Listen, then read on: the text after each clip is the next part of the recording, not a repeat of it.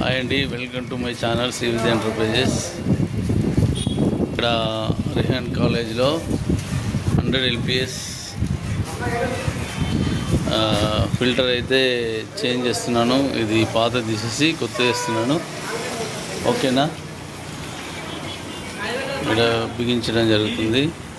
దీన్ని రిమూవ్ చేస్తున్నాను నేను.